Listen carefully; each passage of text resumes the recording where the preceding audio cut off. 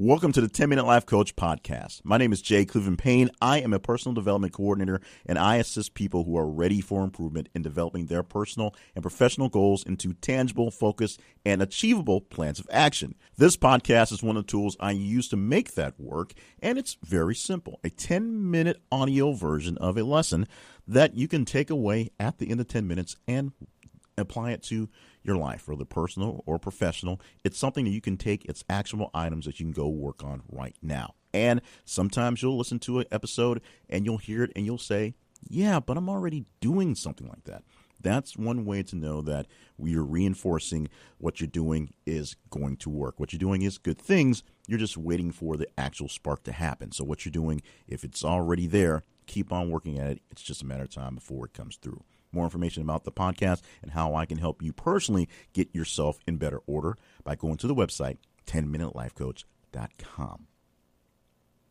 Bill Belichick is the coach for the New England Patriots, at least at the moment this is being recorded. He just won a record Super Bowl with his team and a record number of wins for his quarterback, Tom Brady, who he literally plucked out of obscurity and made into a star at, the right time.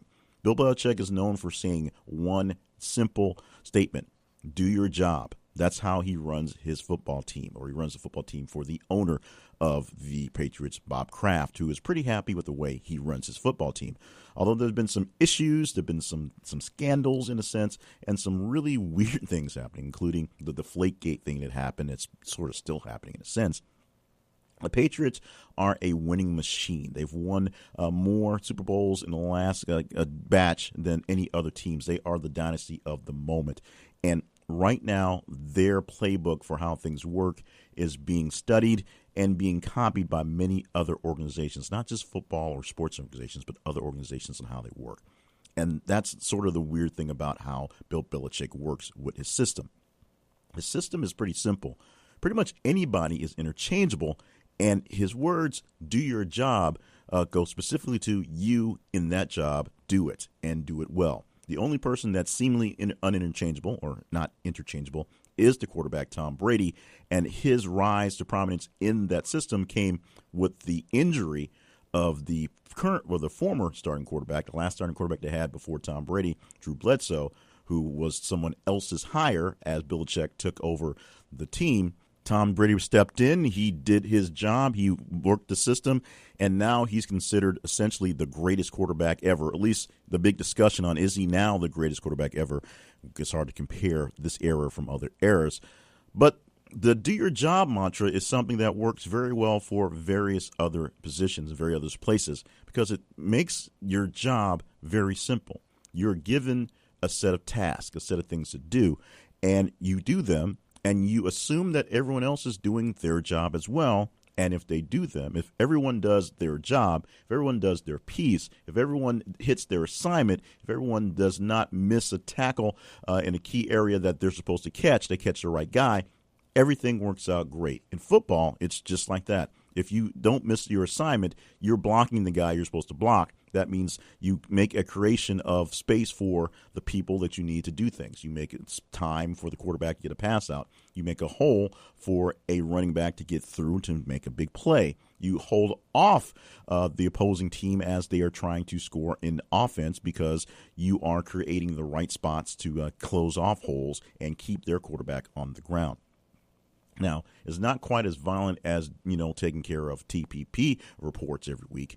But if you are working in any environment with other people, solopreneurs are kind of different because they're usually working with different people on freelance type stuff, and it's kind of scattered how it works. But if you have a normal rotation of people in a normal type job, let's call it a normal type job, and everyone is doing their assigned task, in most cases, everything should come out on the up and up. Everything should come out well. There are things to worry about, such as market conditions and, acts of God, like creations of storms and things like that. Those really impact the bottom line for a lot of things. But if you're working just a general government job where all your job is to process things, not that it's not important, but you're processing paperwork, and you process the right amount of paperwork, you're getting your quotas in, and everyone else around you is getting their quotas in, and you hand them off to the right people, and they go off and do what needs to be done, then there should be very little problem.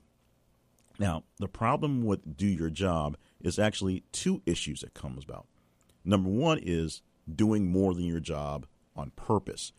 That is when you decide that you have a larger ambition, so you decide to take on more bits and pieces and tasks that aren't your job to do, and they become a liability to actually getting your actual job done. In your efforts to grow and learn and be better, and you think you're improving the bottom line of the business, you're actually hindering what's going on. You're keeping other people from getting their job done. You're getting in the way of other people specifically, and the job you're doing on top of what you're doing may affect both jobs. You may not be doing the new thing very well, and you're probably not doing the old thing as efficiently back when you're just focused on that. So that's problem number one, you deciding you want to do more and then you're asked to do, and then it doesn't quite work out. The other issue comes from essentially other people not doing their jobs and having to fall back on things, and then you having to do other things, being forced to work around things or get past things or overlook things in the process. When other people are not doing their jobs and you doing your job does not suffice getting your job done, you try to take on more things. And you have a similar problem to what we talked about before. The only thing is you may become proficient in what's happening or your workarounds, and it changes the job so that when more people come in and you finally remedy the situation where someone else can come in and handle the workload, you come up with conflict because you've now changed your job without telling anyone. Your job has changed, and the whole hierarchy is out there.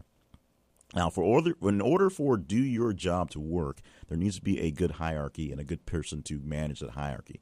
You have to have some idea what your job is, what your job entails, what your job will put out, and when the output is done, who to hand it off to continue in the job. Without a good matrix of who does what and how it gets done, that becomes an issue. You come to bottlenecks when somebody's not around. You find out someone becomes the champion of these aspects of things getting done because things don't get done, and you get a lot of frustration in the process. If you are a manager, it's important for you to keep an eye on how things actually work. You may not have to be in the trenches on a daily basis, but every so often ask around and see how things are going, how people are doing, and how they are getting things done, what processes are happening. You may find that you as a manager can easily fix a few things by shifting some work or shifting some resources or shifting some equipment, just as simple as that. You may find out that the actual process is inefficient and there may need to be more work to be done. You may find out that there's absolutely nothing you can do about it but suck it up and live with it. In those cases, you have to encourage the people who have to suck it up and live with it that it is important to what they're doing. If you're one of those folks stuck in the trenches, you need to try to start a dialogue with those folks around you, both your peers and the people you're handing things off to and are getting things from, and especially your supervisors. Just having general talks with them. Now, you don't want to have gripe and complain sessions about how something doesn't work and how this guy never gets anything done, but you want to have real progressive discussions on how the job is working. Maybe asking what happens if we did this and asking how the company itself is doing, because knowing how well the company goes can kind of give you a gauge on how accessible new things and new activities, new opportunities will be. If the company's in dire straits and everybody is basically hanging on for dear life, asking for some big improvement and some big massive change may not work out in that point in time, or maybe it is the exact point in time for it to work out. You won't know until you know the situation in your company and especially in your industry. Now, Bill Belichick may be a lot of things, but one thing he really is successful at his job. He learned from a lot of very big, important people. A lot of coaches taught him. His own father was a big-time coach, and he's used that in his own method, his own way, which seems a little weird and gets a lot of ridicule sometimes, but it's pretty effective, even when he gets accused of cheating at times. We're not asking you for cheating, but we're asking you to effectively keep an eye on the things you're doing and the things that other people are doing around you. Do your job. If you find a way to do the things that you're supposed to be doing and do them efficiently and effectively, and the things that are not your job, you can find other people to help you get those, alleviate any pressure from doing them, or eliminate them completely if they're not necessary, will help you out literally in your professional life and definitely for your personal life with less stress to have to handle. And that is the 10-Minute Life Coach podcast for today. Thank you so much for tuning in for this podcast. We appreciate every single person who spends their time listening to the 10 minutes of lesson and now the salesy part, the admin stuff on the back end. For more information about the podcast, including past episodes and ways you can make contact with me for one-on-one coaching or group coaching, go to the website 10minutelifecoach.com. Make sure you check it out and see what it is that we can do for you to help you improve wherever you need improvement, personal or professional. Me and some other great coaches like myself are there to help you get that next step, go over the hump. Any cliche you want to toss out there, we want to help you get better at getting better. If you want to contact me directly, you can email me at info@jclevelandpayne.net or jclevelandpayne@gmail.com. The Gmail address, it is spammy, it is full, it gets checked all day, but sometimes things get swapped behind because it is spammy, it is a bit full. Send your business-like emails to info@jclevelandpayne.net. And, of course, my main website, jclevelandpayne.net, is where all my other projects are mostly linked to when it's up and when it's well done. It has its issues at time, but you can check out things at jclevelandpayne.net to see how things are going. Tell us how we're doing by giving us feedback, and because we want feedback, and two, it helps show other people the social proof, air quotes, that we are being effective in teaching people 10-minute life lessons. And, of course, subscribe. We're everywhere. We're on iTunes or Apple Podcasts, as I believe it's called now. We are on Stitcher. We're on Spreaker. We're on Blueberry. We're on Subscribe as Android. We're all sorts of places. Every time I check it out, it seems like a new place we can be found. We're also on iHeartRadio. And you can find us posting to SoundCloud and to YouTube as well, if that's your preferred method. I listen to a lot of podcasts on YouTube, by the way, and they're just audio. It's cool because it works out that way. Thank you so much for being a part of the tribe, being a part of the crew, being a part of the team, just listening to the podcast, sticking with us through all these episodes. And, of course, come on back next week. Another 10-minute life lesson to hopefully help you out for your personal or development life from the 10-Minute Life Coach.